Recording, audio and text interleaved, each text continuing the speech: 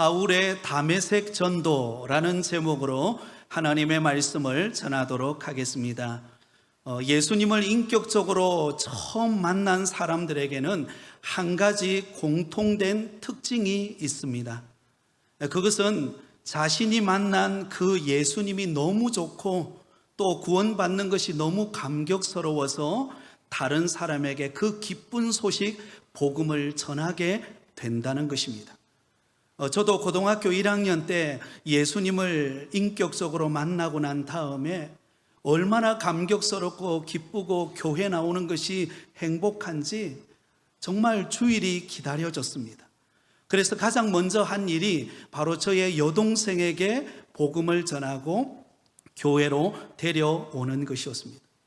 그리고 매주 토요일마다 교회당 청소를 했는데요, 교회당 청소를 하고 한 달에 한 번씩 이웃 마을들을 돌면서 이렇게 전도를 했습니다.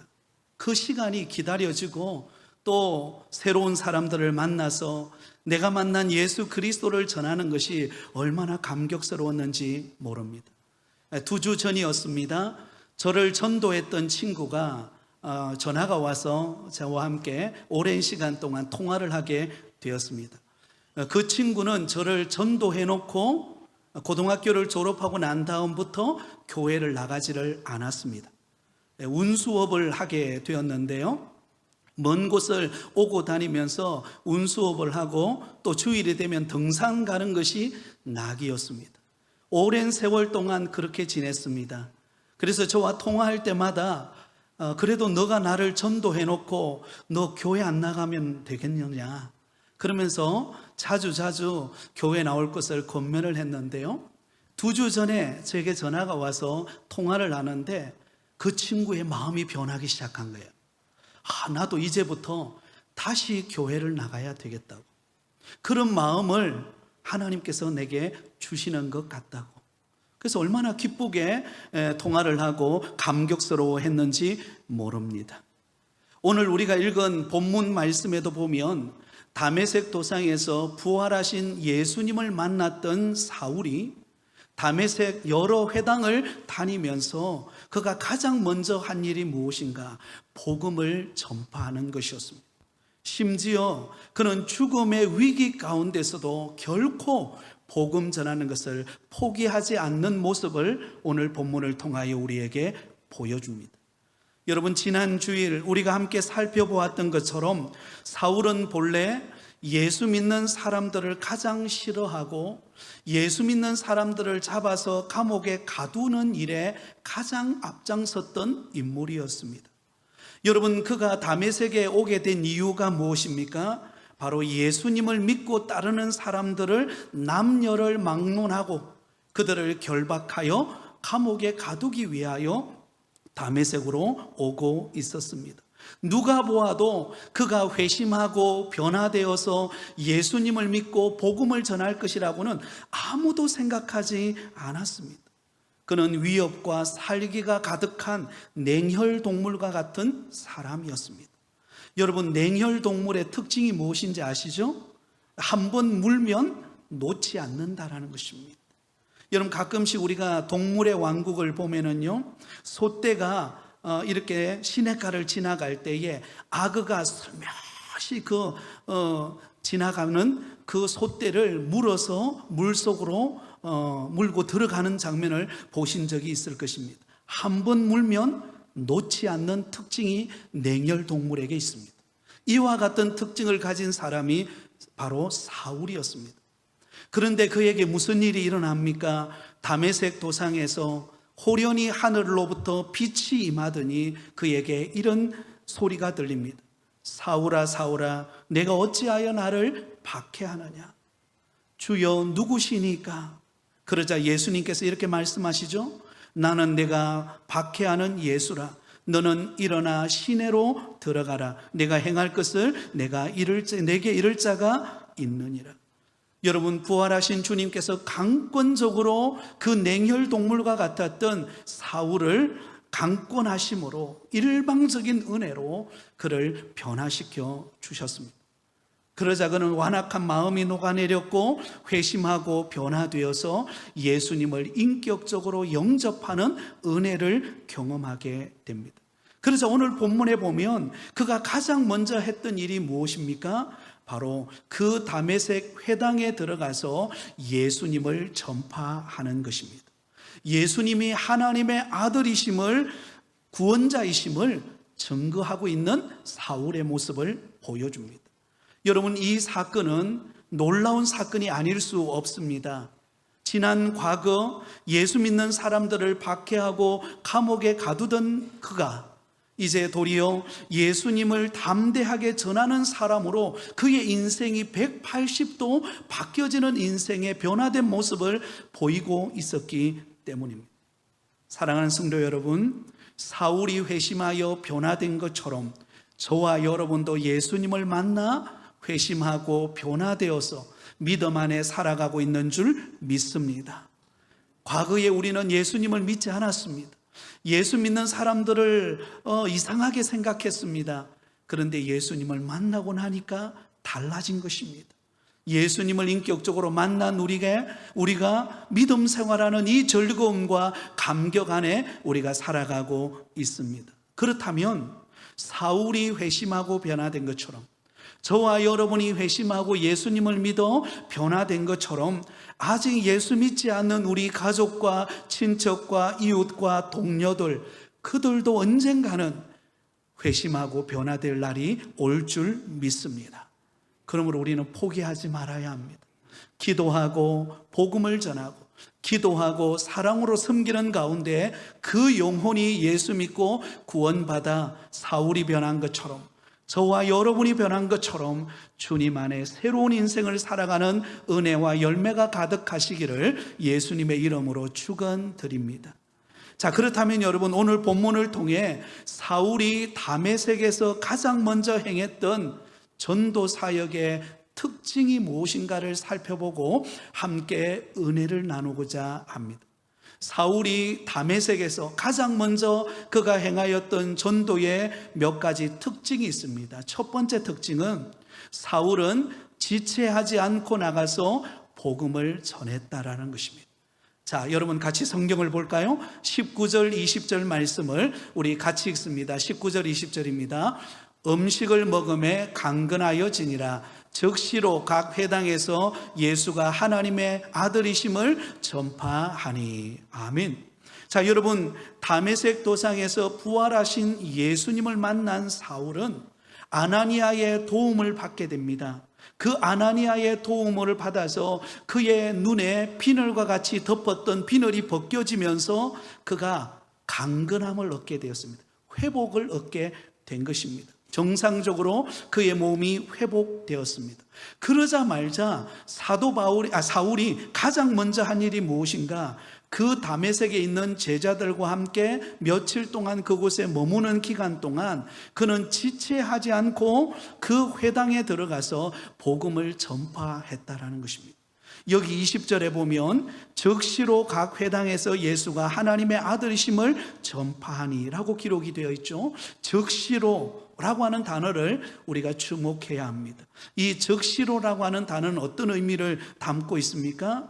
지금 자신에게 처해진 상황이 어떠하든지 그 일을 반드시 행해야만 할 때 그때 즉시로 행한다라는 표현을 사용합니다. 여러분, 사울은 다메섹으로 들어가서 그곳에 머물러 있는 기간 동안 그가 가장 우선적으로 가장 시급하게 생각하고 그가 행했던 일이 무엇인가? 바로 즉시로 지체하지 않고 그는 상황과 여건과 모든 면을 상관없이 복음을 전하는 일에 힘썼다라는 것을 알 수가 있습니다. 그렇습니다. 사울은 자신이 다메섹 도상에서 부활하신 예수님을 인격적으로 만나고 난 다음에 그가 회복되고 변화되었을 때 그는 지체하지 않고 나가서 자신이 만난 예수 그리스도를 전하는 일에 힘썼습니다. 여러분, 사울의 마음속에 어떤 마음이 있었기에 즉시로 지체하지 않고 복음을 전할 수 있었을까요? 그 사울의 마음속에 한 사람이라도 더 구원하고자 하는 마음이 생겼기 때문에, 한 영혼이라도 더 구원받아 하나님의 택한 자녀로 거듭나는 것을 소원했기 때문입니다. 여러분, 일반적으로 예수 믿지 않던 사람이 어느 순간 전도를 통해서 누군가의 인도를 따라서 교회에 나와서 예수님을 인격적으로 영접하고 난 다음에 공통적으로 하는 말이 무슨 말이죠? 네, 공통적으로 하는 말이 이런 말입니다. 왜 이제서야 내가 예수님을 믿게 되었을까? 조금만 더 일찍 내가 예수님을 믿었다면 훨씬 더 좋았을 것을. 여러분, 대부분이 후회를 하게 됩니다. 이와 마찬가지로 사울 역시 그가 다메섹 도상에서 부활하신 예수님을 인격적으로 만나고 난 다음에 그의 생각 속에 가장 먼저 들었던 생각은 무엇입니까? 왜 내가 이제서야 예수님을 만나게 되었을까? 왜 내가 지금까지 이 좋은 예수 그리스도를 박해하고 예수 믿는 사람들을 감옥에 가두고 비난하고 조롱하는 그런 인생을 살았는가? 왜 내가 그렇게 어리석은 인생을 살았지? 이제부터라도 내가 만난 예수 그리스도, 이 복음의 기쁨을 나누고 전하는 사람이 되어야 되겠다. 여러분, 그 생각을 가장 먼저 한 것입니다. 그래서 그런 생각을 하다 보니까 그가 건강이 회복되어지자마자 가장 먼저 그가 했던 일이 무엇입니까? 즉시로 지체하지 않고 회당으로 들어가서 자신이 만난 예수 그리스도를 전하고 있는 사울의 모습을 우리에게 보여줍니다. 사랑하는 성도 여러분, 저와 여러분에게도 이러한 사울과 같은 마음과 행동이 나타나기를 예수님의 이름으로 축복합니다. 잃어버린 영혼, 아직도 예수 믿지 않는 영혼들을 구원하고자 하는, 적시로 지체하지 않고 그들에게 나아가서 복음 전하고자 하는 그 열망이 저와 여러분의 마음속에 일어나실 수 있기를 예수님의 이름으로 축복합니다. 여러분, 구약의 선지자 가운데 요나 선지자를 우리는 잘 알고 있습니다. 하나님께서 어느 날 요나 선지자를 부르셨습니다. 아수르의 수도인 니누에로 가서 복음을 외치라는 것이었습니다. 그러나 요나 선지자는 어떻게 행동합니까? 니누에로 가기가 싫었습니다. 그래서 그는 다시스로 가는 배를 타고 그는 도망을 가게 됩니다. 왜 그가 니누에로 가지 않고 다시스로 가게 되었을까요? 니누에로 가서 그곳에서 복음 전하는 것을 너무너무 싫어했기 때문입니다. 여러분, 이 아수르라고 하는 나라는요, 이스라엘 백성들을 끊임없이 괴롭혀 오는 그런 나라였습니다. 그러니 원수 같은 나라죠. 그 원수 같은 나라 수도인 니누에에 가서 복음을 전하라니 자신이 생각할 때는 도저히 이해가 되지를 않는 것입니다. 그냥 그런 니누에 성은 그냥 망하는 것이 속 시원하고 훨씬 더 기분이 좋을 거예요. 그런데 그곳에 가서 심판을 외치고 복음을 전하라는 그 말을 듣고 그는 이해가 되지 않아서 다시스로 가는 배를 타고 그는 도망을 갑니다. 도망을 가는 도중에 풍랑을 만나게 되죠. 그래서 그는 물속에 들어가서 물고기 뱃속에서 3일 동안 머물렀다가 회개하고 그가 다시 나오게 되어서 하나님께서 가라고 하신 그 니누에 성으로 가서 복음을 외칩니다. 그곳에 심판을 외쳐요. 그러자 무슨 일이 일어납니까? 변하지 않을 것 같고 믿을 거라 생각하지 않았던, 회개할 거라 생각하지 않았던 니누에 성의 왕으로부터 모든 어린아이에 이르기까지 회개하고 돌이키고 변화되어지는 역사가 일어나게 됩니다. 여러분, 그 장면을 지켜보았던 요나 선지자 마음에 들지가 않았습니다. 그래서 그 모습이 너무 싫고 그래서 방관하는 자세로 박넝쿨 그늘 아래 앉아 있었습니다. 그때 햇볕이 강렬하게 비치는 그 상황 속에서 박넝쿨 아래 그늘에 앉아 쉬고 있었습니다. 그 박넝쿨로 인하여 그는 기뻐하며 앉아 있었습니다. 그때 하나님께서 벌레를 보내어서 그 박넝쿨을 갉아먹게 합니다. 그리고는 뜨거운 동풍을 보내어서 이 요나에게 바람이, 그 뜨거운 강풍이 불어오게 합니다. 그러자 여러분, 요나 선지자가 너무너무 힘드니까 어때요? 하나님, 차라리 힘들어 죽는 게 낫겠습니다. 그렇게 원망하는 요나 선지자에게 하나님께서 하신 말씀이 있습니다. 바로 그 말씀이 요나서 4장 10절 11절 말씀입니다. 제가 읽어드리겠습니다. 여호와께서 이르시되 내가 수고도 아니하였고 재배도 아니하였고 하룻밤에 났다가 하룻밤에 말라버린 이 박넝쿨을 아꼈거든. 하물며 이 큰 성읍 니느웨에는 좌우를 분별하지 못하는 자가 12만여 명이요 가축도 많이 있나니 내가 어찌 아끼지 아니하겠느냐 하시니라. 여러분, 요나 선지자는 자기의 그늘을 가려주는 그 박넝쿨로 인하여 기뻐하고 있는 그에게 하나님은 무엇을 깨닫게 해주시기 위해서 벌레를 통하여 그 박넝쿨을 갉아먹게 하셨습니까? 바로 그 니느웨 성에 좌우를 분별하지 못하는 12만여 명의 잃어버린 영혼을 하나님께서 찾고 계신다라는 그 하나님의 마음을 그에게 보여주시기 위해서 그 일을 행하고 계셨던 것입니다. 사랑하는 성도 여러분, 그렇습니다. 저와 여러분이 예수 그리스도를 믿고 믿음으로 거듭나 하나님의 택한 자녀가 되어서 오늘도 믿음으로 살아가는 것이 주의 은혜인 줄 믿습니다. 그렇다면요, 우리 주변에 아직 예수 믿지 않는 친척과 이웃, 동료들이 있습니다. 우리는 그들에게 이 사울처럼 적시로 지체하지 않고 나가서 주의 복음을 전하는 은혜가 있기를 예수님의 이름으로 축원드립니다. 우스운 이야기인데요, 지지난주였던 것 같아요. 제가 이순정 집사님 그 헤어샵에서 머리를 다듬고 있는데 이순정 집사님이 그런 이야기를 하더라고요. 우리 남편 되시는 도우진 집사님이 제 고등학교 동기입니다. 제 고등학교 동기 중에서도 굉장히 잘생겼던 동기가 도우진 집사예요. 근데 도우진 집사님이 가끔씩 누구를 만나면 저를 소개한다 그래요.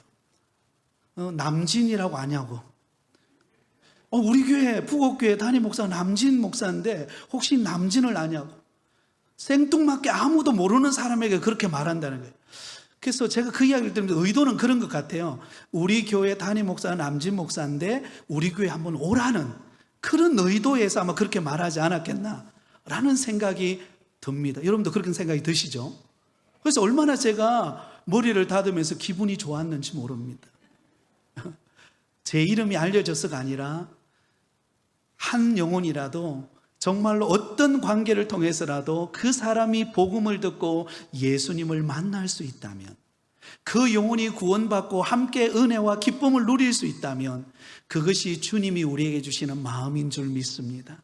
사랑하는 성도 여러분, 우리 주변에 여러분 아직 예수님을 만나지 못한 사람들이 있습니다. 우리에게 그 사람에게 성경적으로 아주 화려한 언변술로 가지고 그들을 전도하겠습니까? 그게 아니라 이렇게 전도하면 됩니다. 내가 만난 예수님이 너무 좋은데 우리 당신도 한번 예수 믿으면 얼마나 좋을까요? 우리 한번 교회 갑시다. 우리 부곡교회 한번 갑시다. 여러분, 그게 전도인 줄 믿습니다. 하나님의 은혜의 손이 함께 할 줄 믿습니다. 자, 두 번째로 사울은 힘을 더 얻어서 복음을 전했다라는 것입니다. 힘을 더 얻어서 복음을 전했어요. 우리 성경 21절, 22절 말씀을 우리 성경을 보며 같이 읽겠습니다. 시작. 듣는 사람이 다 놀라 말하되 이 사람이 예루살렘에서 이 이름을 부르는 사람을 멸하려던 자가 아니냐. 여기 온 것도 그들을 결박하여 대제사장들에게 끌어가고자 함이 아니냐 하더라. 사울은 힘을 더 얻어 예수를 그리스도라 증언하여 다메섹에 사는 유대인들을 당혹하게 하니라. 아멘. 여러분, 사울이 정상적으로 그가 회복이 되었을 때 가장 먼저 다메섹 회당으로 가서 그는 즉시로 지체하지 않고 가서 담대하게 복음을 전했습니다. 그런데 그 복음을 받아들이는 사람들의 반응이 어때요? 전혀 엉뚱한 반응이 나타납니다. 어떤 반응이었습니까? 듣는 사람들이 다 놀랬어요. 왜 놀랬는가? 바로 그 복음을 전하고 있는 사울이 예루살렘에서 예수 이름을 부르는 사람들을 잡아서 감옥에 가두고 멸하고 무시하고 비난하던 자였기 때문입니다. 그리고 예수 믿는 사람들을 결박하여서 감옥에 가두기 위해서 대제사장에게 끌고 가기 위해서 공문서까지 들고 지금 다메섹으로 오고 있다는 사실을 누구나 다 그 소식을 들어서 알고 있었던 거예요. 그런데 그런 사람이 지금 예수님을 믿으라고, 내가 예수님을 만나고 내가 예수 믿고 구원받았는데 너희도 예수 믿고 구원받아서 나처럼 믿음으로 변화되어지는 삶을 살라고 그렇게 말했으니 누가 믿겠습니까? 누가 그것을 받아들이겠습니까? 아무도 인정하지 않는 거예요. 그래서 아니 과거에 저 사람이 예수 믿는 사람들을 잡아 감옥에 가두고 비난하던 사람이 어떻게 저렇게 바뀌었냐고. 정신이 이상한 거 아니냐고. 뭔가 문제가 생긴 거 아니냐고 수군거리기 시작했다라는 것입니다. 당연히 그렇게 생각하지 않았겠습니까? 과거의 사울의 모습으로 볼 때는 당연히 그렇게 생각하는 것이 당연했던 것입니다. 여러분, 우리가 누군가를 만나서 복음을 전하려고 할 때에 상대방이 나의 과거를 알고 있다면, 혹 내가 과거에 혹 실수하고 부족하고 연약했던 내 과거의 삶의 모습을, 수치된 모습들을, 잘못했던 모습들을 알고 있다면 그 사람 앞에 여러분 담대히 복음을 전할 수 있겠습니까? 쉽지가 않습니다. 오히려 의기소침해지고 복음을 전하기는커녕 오히려 숨어버릴 것입니다.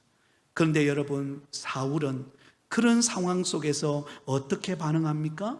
힘을 더 얻어 예수 그리스도라고 정언했다라고 말하고 있습니다. 오히려 그 비난과 조롱과 또 수근거리는 그 말을 들었을 때에 사울은 의기소침해지고 그 자리를 피하는 것이 아니라 도리어 힘을 더 얻어서 그들에게 담대하게 예수 그리스도를 정언했다라는 것입니다. 여러분, 여기 힘을 더 얻었다라는 말은 성령이 주시는 힘을 의지했다라는 의미입니다. 여러분, 사울은 과거 예수님을 믿지 않았을 때는 그는 자기 힘을 의지했습니다.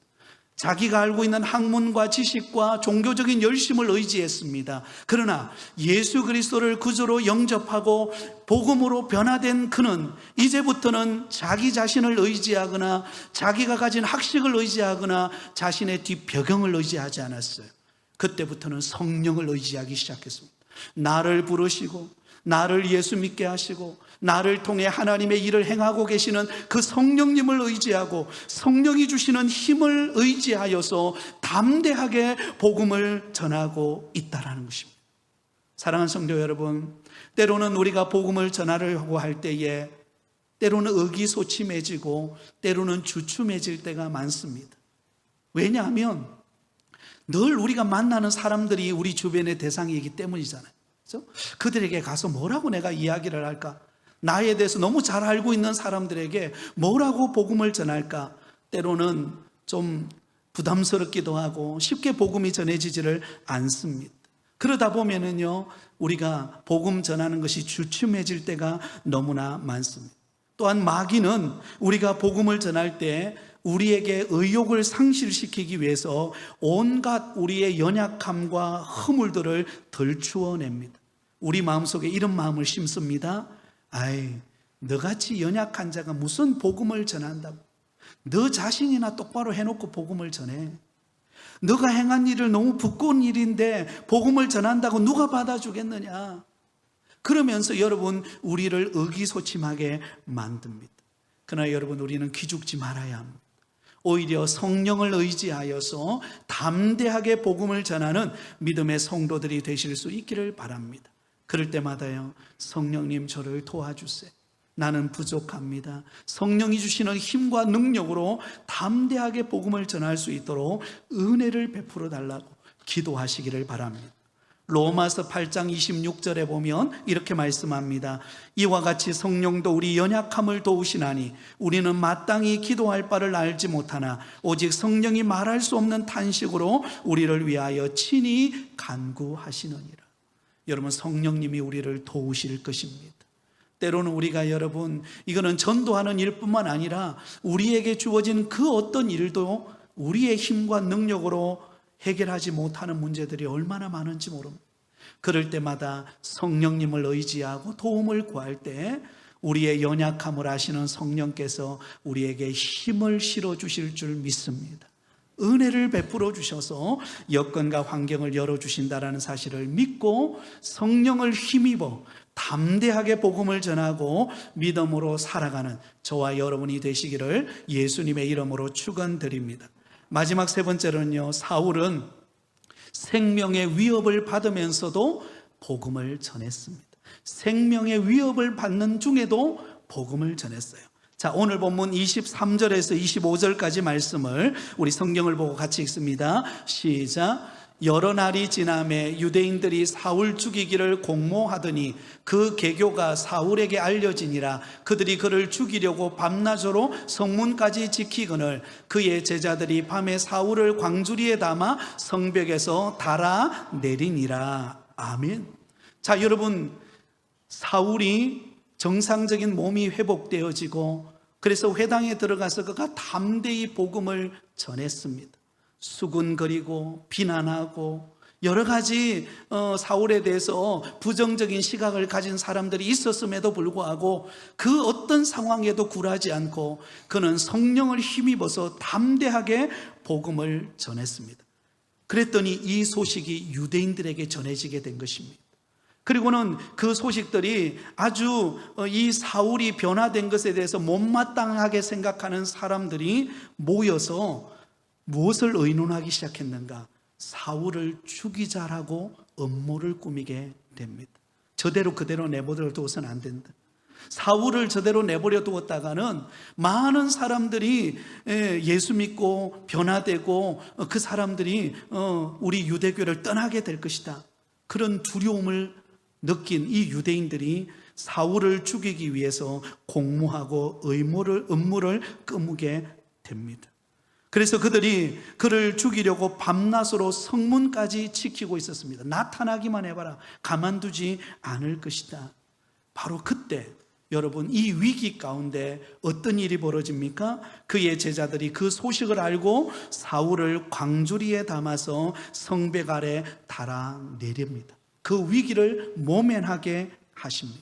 그런데 여러분, 사울은 이러한 죽음의 위기의 음모가 있는 상황 속에서도 그는 복음 전하는 것을 포기하지 않아요. 우리가 앞으로 살펴보겠지만 사울은 끊임없이 그 어떤 위기와 고난 앞에서도 여러분 주눅들지 않습니다. 오히려 담대하게 복음을 전하기 시작합니다. 그럴 때에 하나님께서, 생명의 주관자이신 하나님께서 그 사울을 지키시고 가는 곳곳마다 동행하시고 피할 길을 내시고 하나님의 은혜 가운데 그를 붙들고 가고 계시는 것을 보게 됩니다. 사랑하는 성도 여러분, 때로는 우리가 주의 복음을 전할 때에 우리 앞에 여러 가지 핍박과 고난과 어려움이 찾아옵니다. 여러분, 예수 믿는다고 고난이 안 옵니까? 어려움이 안 옵니까? 찾아옵니다. 그럼에도 불구하고 우리는 주눅들거나 낙심하지 말고 담대하게 주의 복음을 전하는 은혜가 있기를 바랍니다. 그러면 여러분, 우리의 생명은 하나님께 속해 있습니다. 아멘. 여러분, 유대인들이 아무리 음모를 꾸미고 사울을 죽이려고 온갖 방법을 다 동원해봤자요, 소용이 없어요. 왜? 하나님이 사울을 다 붙들고 있기 때문에. 사울의 그 사명이 다하는 날까지 하나님이 그를 붙들고 계시기 때문에 그 어느 누구도 해할 자가 없는 거예요. 그래서 사울은 내가 지금 생명의 위협을 받느냐, 어떤 위기를 만나느냐, 그게 그의 관심이 아니라 오히려 자신에게 주어진 사명, 이 복음을 어떻게 하면 전할 수 있을까? 어떻게 하면 더 믿지 않는 영혼에게 예수님의 복음을 전해서 그 영혼이 예수 믿고 변화되어지고 하나님의 자녀가 될 수 있을까? 하나님의 나라와 의를 구하는 자가 될 때 하나님이 그의 생명을 지켜주시는 것을 보게 됩니다. 그래서 그는 나중에 로마도 가잖아요. 스페인도 가잖아요. 하나님께서 그 앞길을 책임지고 인도해 가고 계시는 것을 보게 되는 것입니다. 사랑하는 성도 여러분, 저와 여러분의 가정에 여러 가지 어려움의 문제와 난제를 안고 있을 것입니다. 여러분, 추석 때 친척과 또 가족들을 만나면 기쁜 것도 있지만요, 저도 그렇더라고요. 만나고 나면 뭔가 기도 제목이 더 많아져요. 여러분, 그렇지 않으셔요? 만나고 나면 막 홀가분해지고 뭔가 막 기쁘고 이래야 되는데, 물론 그런 면도 있지만 또 한편으로는 무거워요. 왜? 기도 제목이 더 많아지고 더 많이 기도해야 될 게 더 많아지는구나 하는 무거운 마음을 안고 집으로 돌아옵니다. 그러나 여러분, 그럼에도 불구하고 우리가 하나님의 나라와 복음을 위해서 살면 하나님께서 역사하실 줄 믿습니다. 특별히 우리는 10월 13일 하반기 새생명 전도 축제를 준비하고 있습니다. 여러분, 이 날은 천국 잔치가 펼쳐지는 날입니다. 여러분, 잔칫날은요, 손님이 있어야 돼요. 잔칫날에 손님이 없으면 그것처럼 썰렁한 게 없습니다. 그렇다면 저와 여러분의 마음속에 오늘 사울이 가졌던 그 마음이 저와 여러분의 마음이 되기를 바랍니다. 이 새생명 전도 축제가 누군가 전도하겠지 구경꾼이 되는 게 아니라 저와 여러분이 사울이 되어서 지체하지 않고 적시로 나가서 힘을 얻어서 담대하게 복음을 전할 때 하나님께서 구원의 열매를 맺게 하시는 천국 잔치가 되게 하실 줄 믿습니다. 추수의 계절 가을, 이제는 무더위도 지나가고 이제는 선선해지는 때입니다.